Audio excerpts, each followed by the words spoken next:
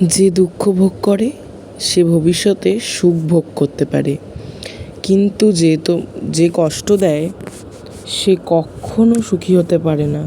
কখনো ভুলে যাবে না যে ঈশ্বর শুধু মন্দিরে থাকেন। তো আমরা যেখানে